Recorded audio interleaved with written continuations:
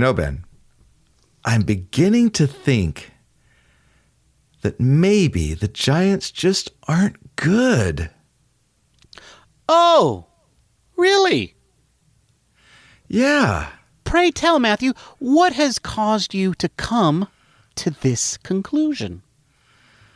Well, every time I think that they're going to do something good, they don't. Yes. And how does that make you feel?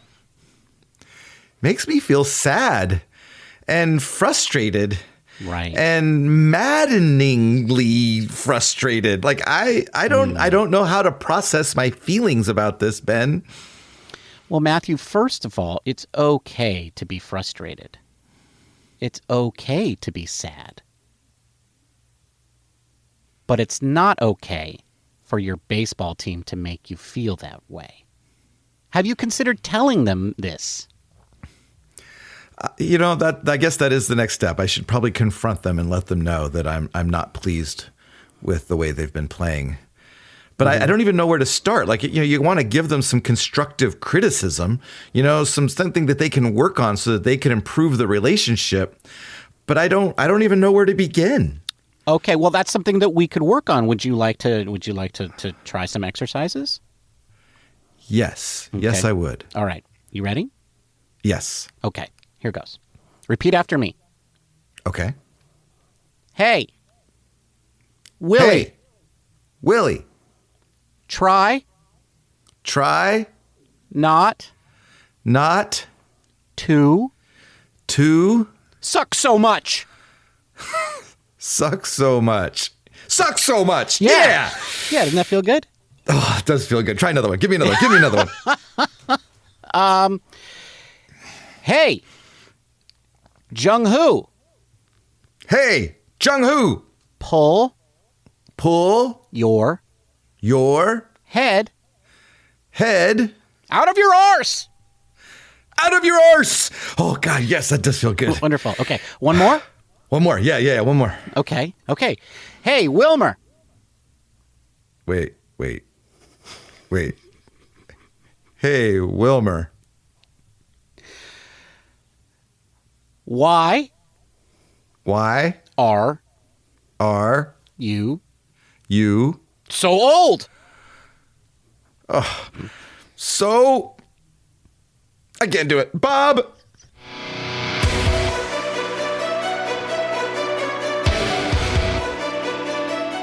Welcome to Giant Cocktails, where the losses hurt, but the cocktails help.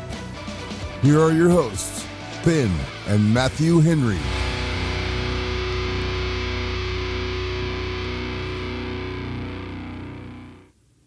Welcome to episode 318 of Giant Cocktails.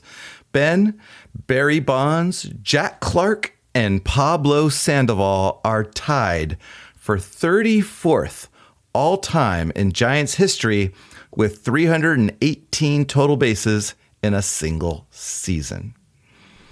And I like that stat because it brings up three great Giants, including my very first favorite baseball player, Jack Clark.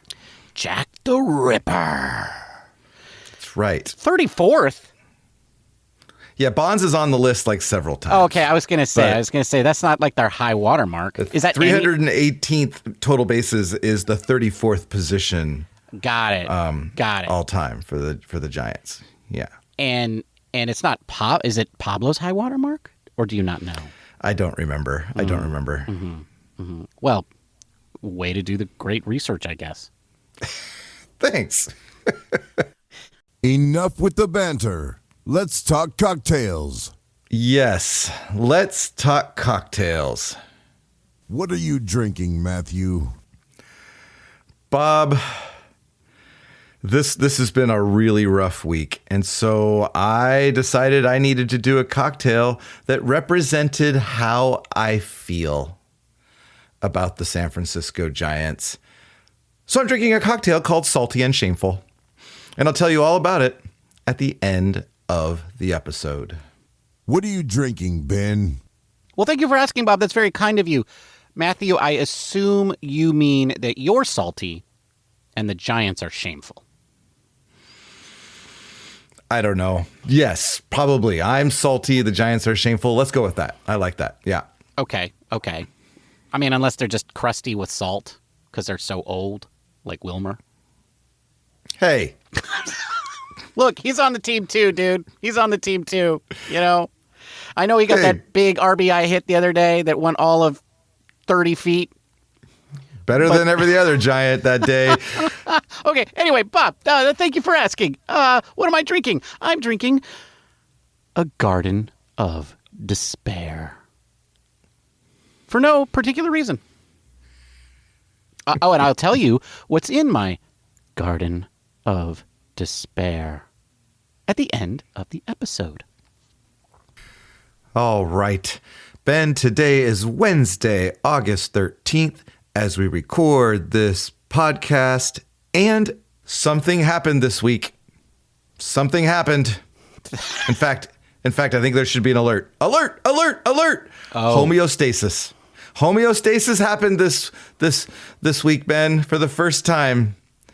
And then they fell below homeostasis. They just crashed right through it, dude. They just crashed right through it. They just plummeted right through homeostasis. They did. The Giants went 0-3 since we last spoke, and they are 59-62, which is 3 games below 500, which means they are below homeostasis. What you also know, Ben, means we might have to drink a Negroni together. Matthew, at this point, I am assuming that is what is going to happen. I am not in any way surprised. I will say this, that there's still a lot of season to go, Matthew, and they could still rally and get that one game back and finish at homeostasis. But I do appreciate this. What I do know about physics is you really want to pick up a lot of velocity so that when you punch through the surface of the water, or the surface of homeostasis, that you get past the surface tension so that you can achieve orbit, or at least break away from the bonds of the homeostatic line, especially when you're going in the negative direction. So, yeah, you were saying orbit. I'm thinking depth. Yeah, no, it's depth. This is depth, for sure. So they need a lot of velocity, and so I think a really strong losing streak is definitely the way to do it. You just punch right through that line, and you just keep on going. So, hey, if you're going to do it, you might as well do it right. So, way to go, boys. Yeah, it's interesting that the Giants are once again back in familiar territory when we so much thought we were beyond that. I was looking forward to not talking about homeostasis for an entire season. Alas, here we are. I was looking forward to meaningful episodes in October, dude. I really was. Now, that was months ago. But yeah, they even had me fooled. Now, I gave up on them when Buster did the trades. But I suspect now everybody else is on board. Yeah, okay, well... what are we going to talk about today, Ben? Well, normally we talk about each game, and then we have a second segment. And I guess we'll kind of follow that template today, but I don't really want to break down the games. I think, oh, and maybe a little warning before we go any further. Mr. and Mrs. Posey, if you are listening to this podcast, go listen to some smooth jazz. Mrs. Birdsong says Chuck Mangione is a really good option. I would follow that advice. Yeah. Okay. Just turn us off. Just turn us off right now, Mr. and Mrs. Posey. And as I told the Birdsongs, I really like Acoustic Alchemy, particularly the song Ariane. But it's really good live, so go see them live if you can. But you can often. You can often. They're always touring, and they're not that expensive because, smooth jazz and they're old. But hey, go see Grammy Award-winning Acoustic Alchemy. Okay, so the first segment, Ben, we are going to talk a little bit about the Padres series and how it was emblematic of the season and how really, if you haven't come to terms with the Giants season, this was the series that every Giants fan must acknowledge it's over. Yes, I agree with that. Yes. Yeah. Okay. And so we're going to talk a little bit about that, and then we're gonna look inside this dumpster fire. Are we wearing suits? Are we wearing fire retardant suits? I've already been burned. We're not getting the silver suits with the mask on? No, I want to feel the pain, Ben. We're not even getting the weird little suits that they put on you, the white ones when you're like the stunt man who gets lit on fire? No, if it gets too hot, pour a little bit of your garden despair on it. And then, just move on. It's pretty stiff, dude. I think that just might make the flames go higher. Well, that's true. Mine has absinthe in it. Yeah, this is not. It might not be a good idea. Okay, folks, do not throw your highly flammable beverages onto open flames. Just a little bit of that's a tidbit for you. Yeah, is that one of the tidbits? Because I noticed our tidbit section is blank. It's blank because I couldn't think of anything that was interesting that didn't make me angry. Right. Okay. So this tidbit: don't do stupid stuff around fire. Yes. What else? What else can we share with our listeners, Matthew? Always keep really strong booze on hand for emergencies like now. Okay, good one. No matter what, your baseball team will eventually disappoint you. Yes, sometimes sooner rather than later. Sometimes every season. Here's a tidbit. I didn't realize that we had an annual "Why You Should Keep Listening to the Giant Cocktails" episode until I was writing the show notes for our third annual "Why You Should Keep Listening to Giants Cocktails" episode. Has it become a regular thing? I think that's our third one in a row, yes. I wanted to actually go back and look, like, what point of the season did we last record this episode? Because then that could be like a barometer of how good or bad the season was. At what point did we start telling the listeners that the real reason you listen to Giant Cocktails is because of the brothers Henry, not because of the loser Giants? Right? And, and that's okay. It's okay to admit that. It's okay to admit that you find two middle-aged men hiding in their closets talking about their baseball team because it's the only way they can get their emotions out mildly amusing. It's okay to admit that. Please keep downloading. Those are some great tidbits. We'll try and have better tidbits from here on out, folks. If you continue to download, we'll have better ones. I don't know. I think that might have been the best tidbit so far. Fair. Okay, well, the Padres, Ben, people were touting this beforehand about how this was a huge series, and it was. It was. It was not, but fine, I'll give it to you. If the Giants had any chance, they needed to show up against the Padres. And what is this? If Ben, they didn't show up. Oh, shocking! The guys who haven't showed up for 3.5 months didn't show up. They didn't show up in a much deeper way than they haven't shown up. Oh, I see. They really didn't show up. They were like, oh, you thought that was bad. Watch this. They really okay. Next thing you're going to tell me is that Godot never shows up in that stupid play.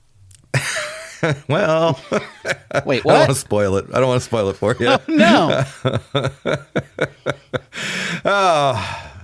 Ben, let me start by telling you how many runs we scored in each game. Okay. Give us a breakdown of each game, Matthew. Game 1, Giants lost 4-1. Yes, I remember. Okay. I watched it. Game 2, the Giants lost 5-1. Yes, I do remember that one because I also watched that one. And Game 3, Ben, they lost 11-1.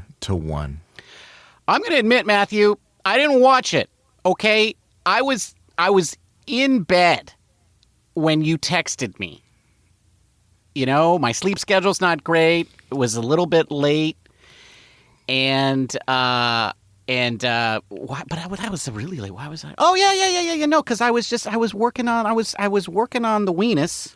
Whoa, no, don't. Can you bleep that out?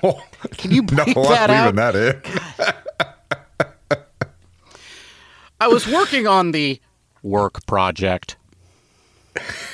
If Matthew's a good brother, he moved that over what I said. If he's a bad brother, then I just wasted that one. But we'll oh, you all know what happened. Only I don't know what happened, but I also know what happened. Anyway, the point is, Matthew, I didn't watch the game. That's the point, because you were like, oh, why can't our young pitchers throw strikes? And I was like, because Farhan didn't care about anything except velocity and spin rate. Which was quite the astute evaluation while you were sitting in bed. Like, I think the analysis was right on. You're like, oh, yeah. Yeah. I whipped that one right out there, and I will tell you this. That's the only thing I had whipped out. Okay. Not the weenus. Not the work project was out. But anyway, the point is, I didn't turn on the game because I went and looked at the thing, and then I refreshed the page, and it was like it just kept getting worse and worse. First, the bases were loaded, and then boom, there were 4 runs in, and then boom, there were 7 runs in, and I was like, meh. I don't need to watch Kai Wei Teng's last appearance with the Giants. It's the last one, right? It's got to be. It's got to be the last one. Okay. All right, so Matthew, do the math then. What was the math? Well, the math was, and I'm not great at math, but the Giants averaged 1 run per game.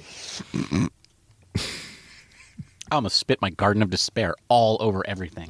And yes, folks, it does have strawberry-infused vodka in it, okay? Listen, if Matthew could have the watermelon syrup that never ran out, I can have the strawberry-infused vodka that never runs out. And the point is, that's bright red. If I spew that out, it's staining everything forever. It is. But I didn't. And I will tell you this, that's a negative 17 run differential, Matthew. Wow. Yeah, they got outscored 20-3. So over the course of 3 days, the Giants and Padres played a very boring NFL game. Yes, they did. But, this was, when I talk about this being a microcosm of the season, it just really drove home how poorly the Giants have played at home. And I, like, Oracle Park has usually been our place. You could count on a 10-win, over 500 record at Oracle. And this year, not so much. Not so much. No. And I appreciate what Bob Melvin said the other day about how, you can't play that. It's tough to play that way in front of 40,000 people. And I appreciate the gall of the San Francisco Giants, particularly the offense. Or the position players, I should say. The absolute gall that you gentlemen have to play this poorly at a stadium that is known for being supportive of its players and giving absolutely dominant, preferential treatment over your opponents. And you guys have you've just done a big dookie all over it. And so that is really, that's just, yeah, wow. Well, and this wasn't just a big dookie. This was like a generational dookie. Okay. I mean, The Giants have lost 13 of 14 for the first time since 1940. 13 of 14 at home. Well, that's how bad the last 14 games have been. That's an improvement over the 1800s. The last thing that we did was we tied a record from the 1800s. So things are looking up, Matthew. That's only 80 years. Well, the last team that did this, Ben, was last year's White Sox, who were trying to not be worse than the Cleveland Spiders or whatever. Well, I mean, they didn't know they were trying to not be worse than the 2025 Colorado Rockies. That's right. Yeah. But yeah, that's right. They're the second worst team in the in all of the entire history of baseball, only better than the Cleveland Spiders, which were effectively a AAA team. Yeah, and this year the Giants are 29-31 at home now, and there are only 3 teams in the National League that have a worst home record, and so it's to pretend, and I've been pretending.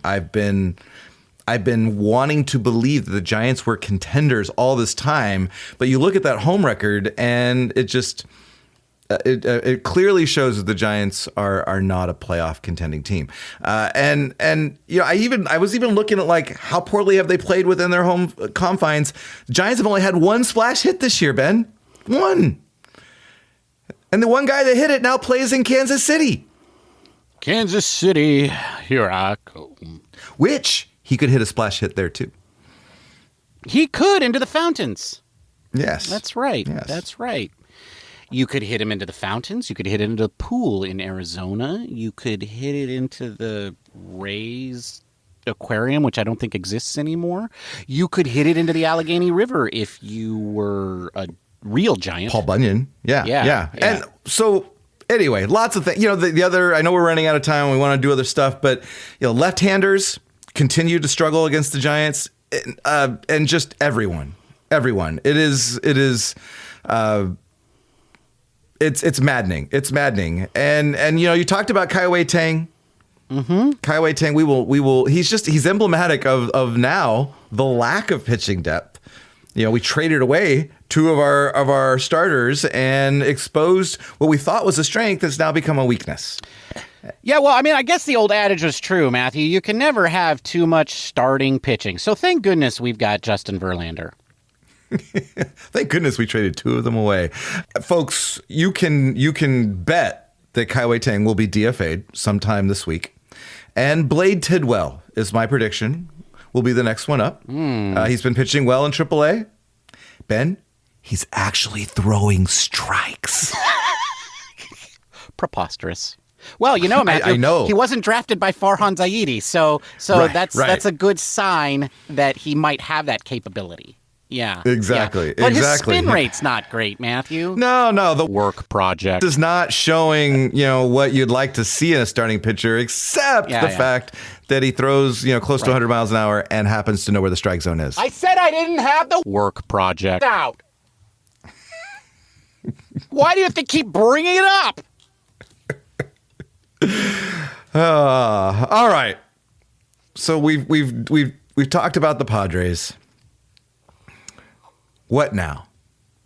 What now? Yeah, exactly. You're asking. I'm going to ask you a very specific analytical question that I want you to give me your breakdown. Okay? Ready for the question?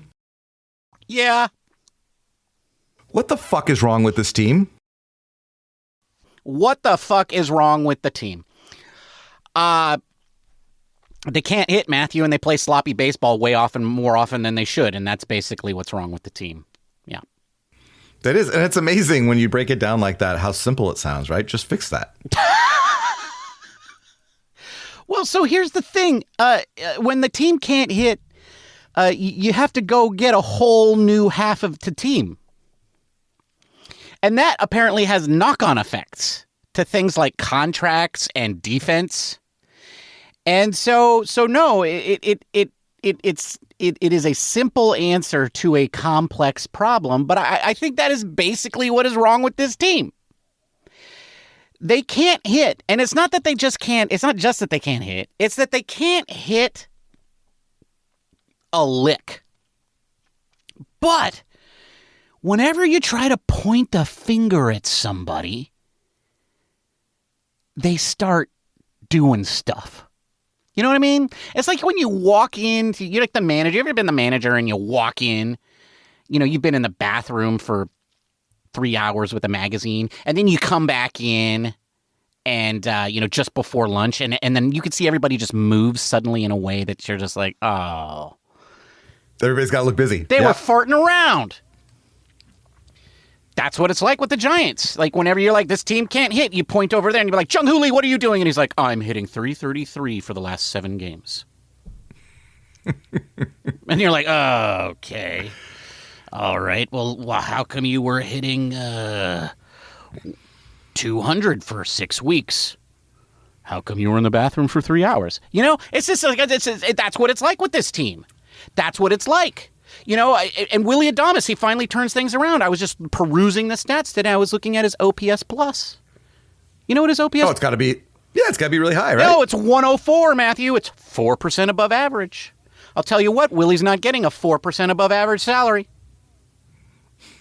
This is true. Yeah, and so it's not just that they can't hit. It's just that none of the guys can hit for more than a couple of weeks, and then he falls off, and then he does just enough to get his stats up to be like, okay, maybe you're not so bad.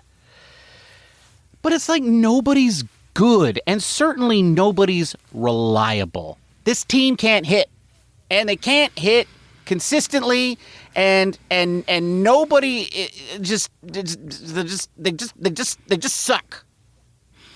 Well, and you're right. And in your second point of sloppy baseball, it's amazing to me like how much time and energy we've heard over the last couple of years where it was defense and pitching, right? Or defense was going to be a focus. And yet this is one of the sloppiest teams we've ever seen. Elliot Ramos today had he played a ball off the wall and barehanded it, and he turned to throw to second base and then spiked it into the ground. And then Melvin explained later that it wasn't his fault because he expected there to be a cutoff man at second base, and there wasn't. And so he tried to pull the ball back at the last second and spiked it into the ground. So it wasn't necessarily Elliott's fault. It was Adames or Schmidt or someone who was out supposed to be cutting off to second base.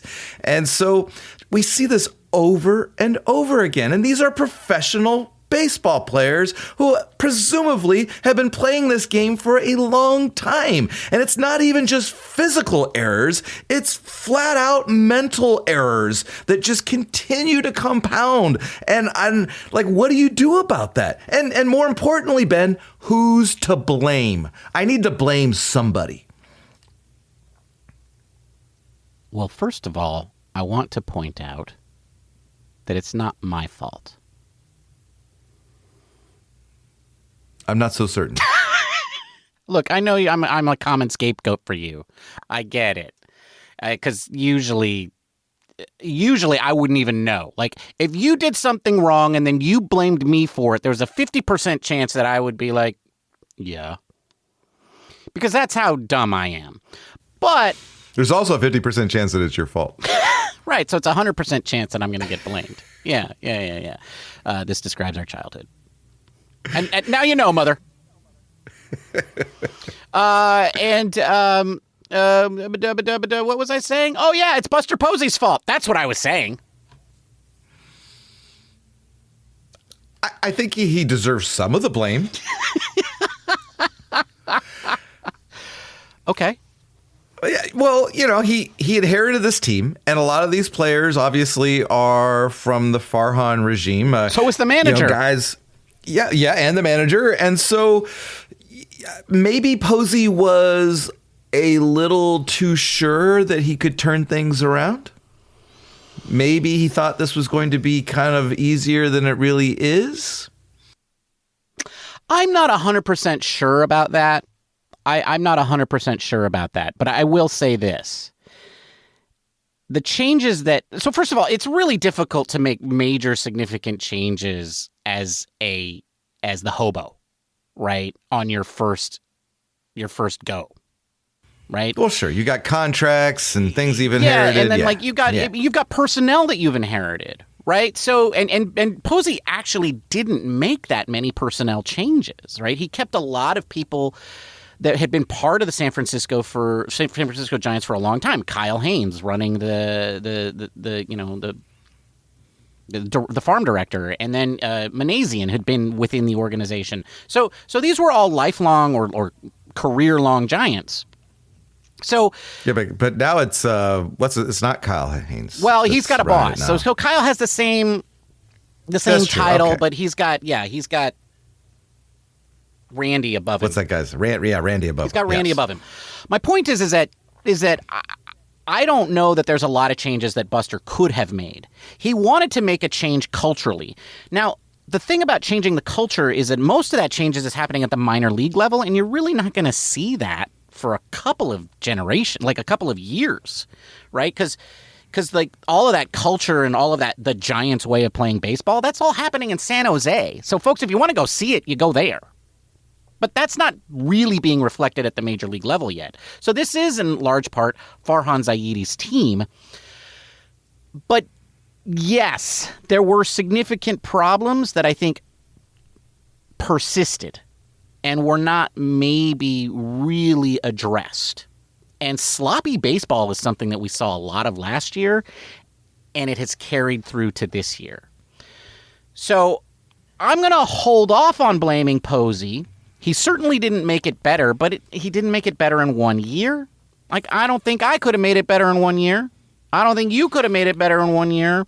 No, but you go off talking about how pitching and defense are going to be your hallmark, and then when you're in panic stage, you rush a lifelong second base middle infielder to right field in 2 games in AAA and then call him up. Tyler Fitzgerald in his very first inning as a right fielder in the major leagues misplays a pop up to right field that falls for a hit. These are just things that it reeks of desperation now and not of a plan. Oh, I agree. I don't understand what that was all about either. Like, the whole Tyler Fitzgerald thing in right field, that was desperation. That was like, if we can sweep the Padres, maybe we can keep our hopes alive. But that was stupid. I don't understand that maneuver. But it was also, I think, a last hurrah. So I don't think it's Posey so much as it might be other people. But I will say this, Posey kept a lot of people in the same spots, and maybe he shouldn't have. And the one person that I want to point the finger at is Bob Melvin. Like, I think Bob Melvin is more responsible for how this team has performed at the major league level than Buster Posey is. Yeah. And I've seen Bob Melvin now manage for 2 years, and it has become very clear to me what kind of manager he is. Because, like, the fact of the matter is, baseball managers, like, first of all, none of us really know what they do. Right? None of us know. One of the reasons that we don't know is because they all kind of do different things. Some of them are orchestrators who create a philosophy, and then they sort of make sure that everything is following that philosophy. Some of them are micromanagers. Some of them are delegators. Bob Melvin is a delegator. Why? Because Bob Melvin, the thing that he cares the most about is in-game managing. That's where Bob Melvin puts his energy. He is not a philosophy guy. He is not a Giants way guy. So I think when Buster goes to him and says, hey, look, we need to play a cleaner brand of baseball, I think Bob Melvin goes to his coaches and says, hey, guys, we need to play a cleaner brand of baseball. And then it's his coaches' jobs to make that happen. And it's not happening. Whose job is it to make sure that his coaches are doing a good job? Well, it's Bob's. So, like, it's not working. Like, I think Bob is great when you have a great team of great players who are all performing at a high level. He's not a guy who when you need more than that. And this team clearly needs more than that. Yeah. Yeah. Well, I think there's been a lot of talk about Bob Melvin's what many are calling an extension that he was given, but it was actually the Giants just picked up his option. They picked up an option, which we said at the time meant nothing. It doesn't mean anything. I mean, it's polite. It's pennies. It's pennies. And if the Giants want to get rid of Melvin at the end of the season, they will. Yeah, that literally had nothing to do with it. I think that was more of along the lines of like saying, I still believe in you guys. Pick this up. Yeah. Yeah. And it was a worthy gamble at the time. But I would not be surprised if Melvin is gone after this season. I wouldn't either. If he stays, I know for sure that his coaching staff is going to be changed significantly. Right. And I think that's because you're going to need to put people who are experienced and know what they're doing. And if they were managers, would be orchestrators. Right. So when Bob goes to them and says, hey, we need to clean up the defense, then they go and they make that happen. Right. They don't, because like I think what's happening now is Buster goes to Bob and says, we need to clean up our play. Bob goes to his coaches and says, we need to clean up our play. And the coaches go to the players and say, we need to clean up our play. The problem is, those players are Elliot Ramos. Okay? Elliot is never going to clean up his play unless you really, really make him do it. And nobody is really making him do it. Okay, well, that leads me to the last people to blame. I mean, how much blame do the players have? Almost all of it.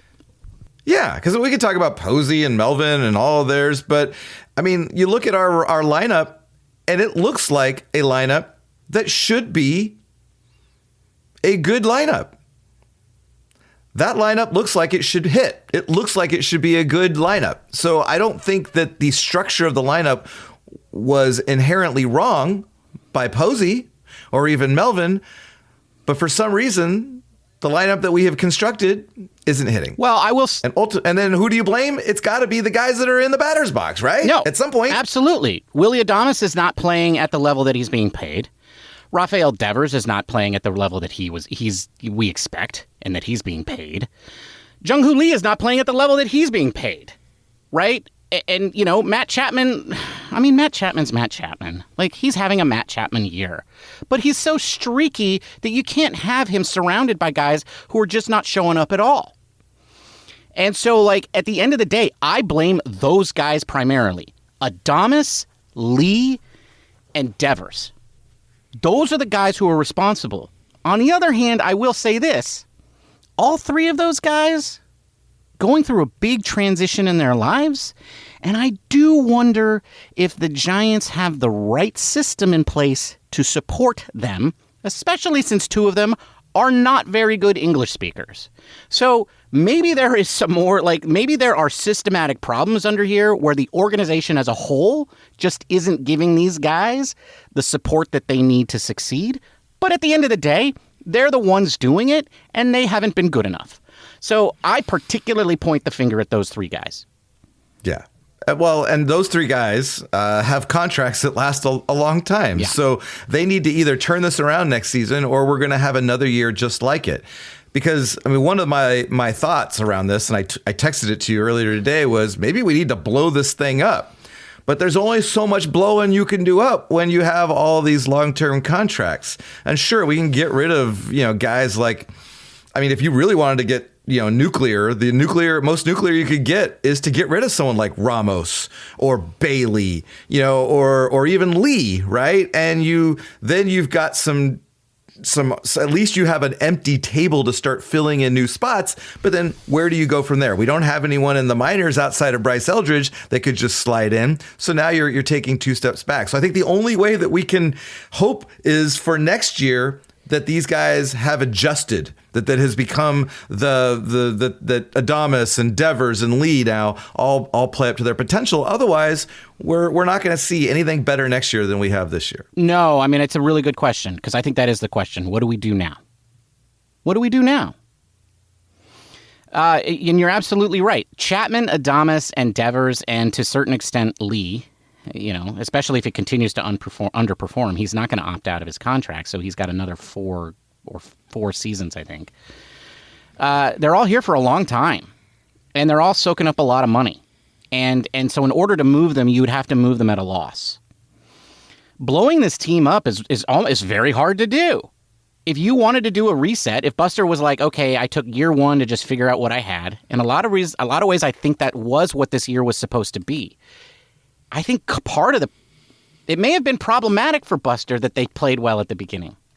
It absolutely did, because then he had to show up and support the team by getting someone like Devers and things like that. Right. And I think if they had just played poorly, he would have been like, okay, this is why they're poor. And then you could have let Melvin play the whole year out because you don't care. And then you just fire him at the end of the year, or you don't pick up his contract, and then you go hire somebody new and you come up with a whole, okay, now I understand how the players are down, but okay, but now you got all these contracts that you got to deal with. And so if you go and do a complete rebuild, it's a hard rebuild because you've got a lot of big, long contracts that you got to deal with. That is one option. And I think that's something that is still on the table. But that's off-season stuff. I think for the remainder of this season, I agree with you in a certain way. You got to blow it up. And I'm sorry, you got to do some things that normally you wouldn't have done. I think you should get everybody who's young and interesting on the roster and let them play out the rest of the season. Definitely people like Marco Luciano, definitely Bryce Eldridge, maybe even somebody crazy like Hunter Bishop. I don't care. The guy's got no time left in professional baseball. Just give the guy something. Let's see. Let's have some fun. Who's going to pay the price for that? Well, Dom Smith. And I know that's stupid, but like, what good is he doing us? I'll also say this. There's a certain gentleman who has 3 options. No, I'm coming to that letter. Matthew's shaking his head at me. A certain gentleman who has options left, he could go hang out in Sacramento. Heck, he doesn't even have to go to Sacramento. Just doesn't have to take up a roster spot. Let's send Jung-Hoo Lee down to AAA. You going to give him the Camilo treatment? Yeah, we're going to give him the Camilo. Give him the Camilo. Yeah, that's what I'm saying. We expect more out of you, and I don't care what your problem is. Figure it out. We're going to see what Hunter Bishop's got. I'm saying option down Jung-Hoo Lee for Hunter Bishop. Send a message. Oh, my God. Next thing you're going to say is just to cut Wilmer. Oh, no, yes, that is next on my list. Cut Wilmer. Do it. Do it. He said he'd be there for me. I never said I'd be there for him. You are cold-hearted. You are cold-hearted. Okay. How about this? Let's bring up Birdsong and just get rid of Justin, for crying out loud. Oh, I could get behind that. There you go. There it is. I see. Okay. I have some good ideas. All right. Well, obviously, we got a lot of time to talk about this because we still got a month and a half of the season to go. When's opening day for 2026, Matthew? Yeah, there's a lot of time to talk about this. Should we start the clock? Upcoming opponents, though, we still got them. The Tampa Bay Rays come to town on Friday. Landon Roop comes back. And then we got followed by Verlander and Webb. So we have a chance to win 2 out of those 3 games. We do. Which means we'll probably go 1 and 2 if we're lucky. Agreed. Isn't it time for the booze, boys? Yes, it is time for the booze.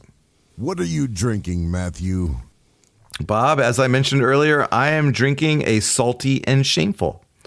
Because I'm feeling a little salty and the Giants are downright shameful. And so I needed a boozy drink. So I got 1 ounce of bottled and bond bourbon, 100 proof, 3/4 ounces of absinthe. My absinthe happens to be 136 proof. 3/4 ounces of Averna, a dropper full of saline solution, which will mimic the salt of your tears, which is the saline solution is 4-to-1 water to salt. And then a dash of Angostura bitters because I'm just that bitter. Okay. You put all those into a mixing glass with ice, stir for 30 seconds until well chilled and diluted. And you want it to be diluted. This is a strong drink. And you're going to strain it into a rocks glass with a large chunk of ice. And you're going to take a lemon twist and you're going to express the lemon oils over the drink. And you're going to discard the peel like your hopes for the Giants. That's what I'm drinking, Bob. The Salty and Shameful. That's a tasty cocktail. It's actually not bad. This is like salty Negroni-esque. It's a little bit bitter, but it's it actually is. I actually enjoyed it, and it was quite strong. So there's that. What are you drinking, Ben? Thank you for asking, Bob. That's very kind of you. Today, Bob, I am drinking the Garden of Despair. And what's in a Garden of Despair? Well, it has 1/2 ounce of strawberry-infused vodka because that's all that you have left from your bottle or half bottle that you use to make your strawberry-infused vodka. How do you make that? Well, you take 1/2 of a bottle of vodka and you put it in a mason jar and you fill it all the way until you can't fit any more in of strawberry tops, leaves and all. And then you just let that sit overnight and then forever.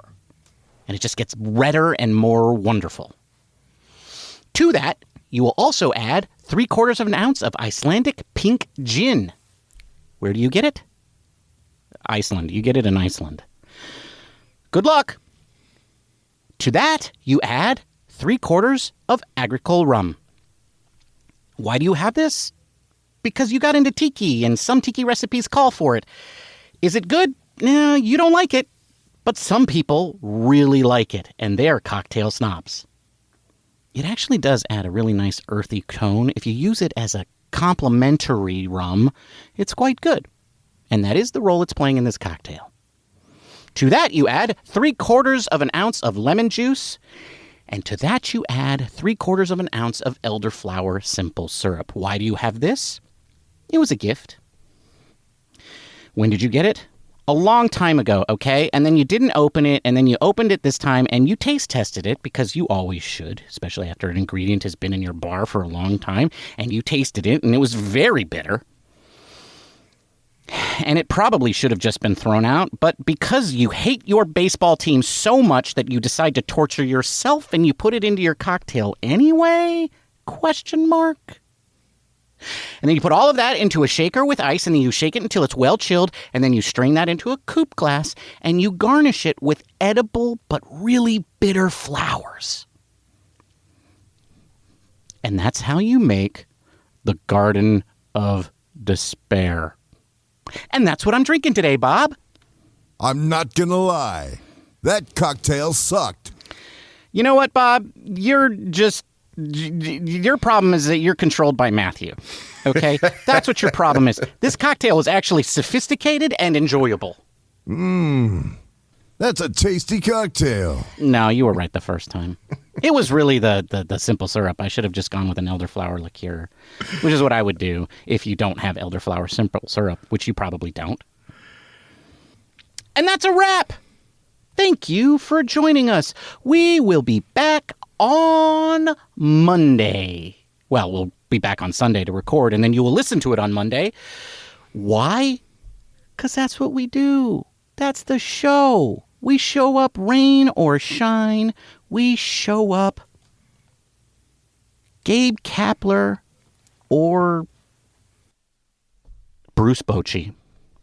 If you can't wait that long to get your fix, feel free to find us out on the social medias where we go by the username Giant Cocktails. How do you know what social media we're at? Well, search for Giant Cocktails. If you find it, then that means we're there. Unless it's Mastodon, we're not there anymore. Or it's an imposter, which I find really hard to believe. Possible. One of those places includes YouTube, where you can also like, subscribe, and leave comments. You can also leave comments on Spotify, where apparently some players' family members do. But most importantly, wherever you are, be sure to leave us a 5-star positive review at your podcasting platform of choice, aka Apple Podcasts or Suckify.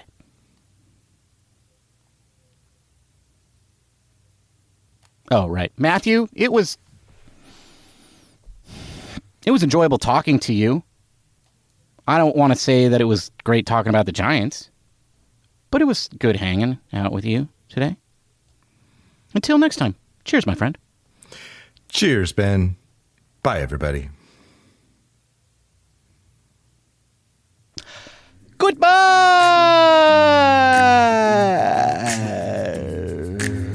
Despair.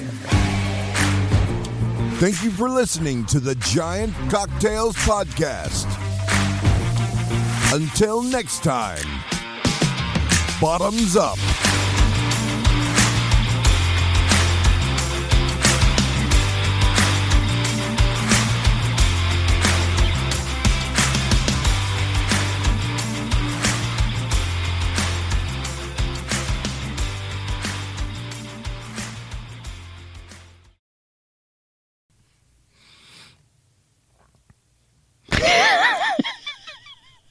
Fun part is you don't know what weenus I'm going to leave in.